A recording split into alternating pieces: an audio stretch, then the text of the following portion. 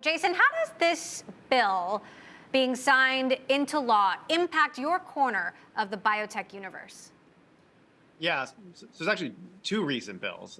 So there's the Chips and Science Act and then the Inflation Reduction Act. Both of them are relevant in biotech. So on the Inflation Reduction Act, you saw these 45Q tax credits being expanded. That's really to create a growing market for carbon capture. And I think biology, if you look out the window right now, you will see plants out there pulling CO2 out of the air and fixing it. And so biology we see as one of the few really scalable technologies for doing carbon capture. But I think the CHIPS bill actually is just as important from my standpoint. Why do you think it's so important? Yeah, so if you look in that bill, I think two things are critical. So one, I think you see the U.S. sort of kind of getting our mojo back when it comes to like industrial policy and the government saying, hey, this sort of technology is important for us to have onshore. Actually, at Ginkgo, we just acquired a company out in California, or announced that we're going to acquire a company in California called Zymergen. This is to really build on the foundry technology we have at Ginkgo. My view is we want to be doing that so that we're not doing a biochips bill, 20 years from now and having to bring that back on shore. These types of growth of these biofoundries here in the U.S., I think, is important, and you see that reflected in the bill. It directs a national engineering biology R&D initiative where OSTP is supposed to direct NSF and DOE and DOD to spend on this, and then also that has the OSTP establish a national genomic sequencing strategy. So you actually see bio in the bill alongside chips. So I think it's a good signal by the government that these types of technologies are critical for the U.S. You've become a sort of regular voice for us through the pandemic. What are the biggest post-pandemic storylines in biotech right now that aren't being talked about enough?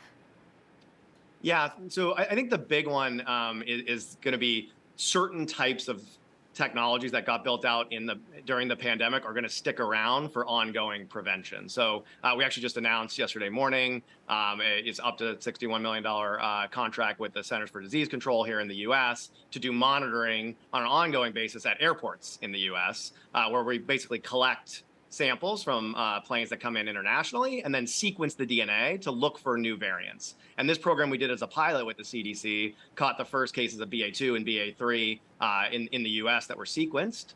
Well, now the CDC is funding this up to have it stick around. I mean, to me, this type of thing eventually will be kind of like a smoke detector, right? We should be on the lookout for infectious disease. And that's a change, I think, that has happened because of COVID, but will stick around after COVID. Are we prepared to go back to school? As a parent, I feel like there are still conflicting messages about masks, no masks, testing. Like, what are the rules supposed to be? Yeah, so CDC did just update some guidance on this. So I think where we're headed towards is I think you're going to see the CDC starting to reflect a little more how people have been operating. I think you're going to see seeing relief in some of the things like the distancing rules and mask wearing, making it easier where if you've had an exposure, you don't need to quarantine. Now, just to be clear, if you have COVID, you still need to quarantine, right? So I think there's been some misinterpretation a little bit on that. So if you're positive for COVID, you should quarantine. But for folks that have been exposed, you don't need to. That's going to help a lot in terms of having classes full. I think the regular monitoring, which we do in, as 10 or 15 states across the country, where you're doing weekly testing in a group, this actually allows for schools to stay open, right? Because you can identify, if there's a positive case in a class, you can pick it out, send that one student home to quarantine, but not the whole class, and then prevent big outbreaks in schools, which I think if we let it just kind of rip, you will see a lot of that type of disruption, in various places. And so I think you'll end up seeing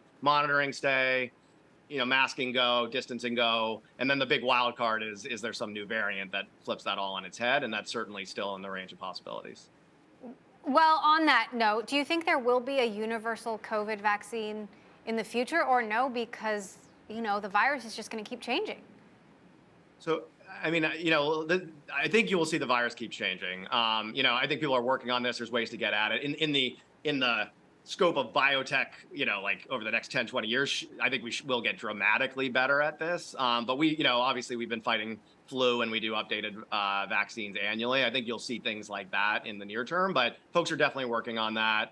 And so, we can hope, but I'd say in the near term, it's more likely to be just updated versions of the vaccine.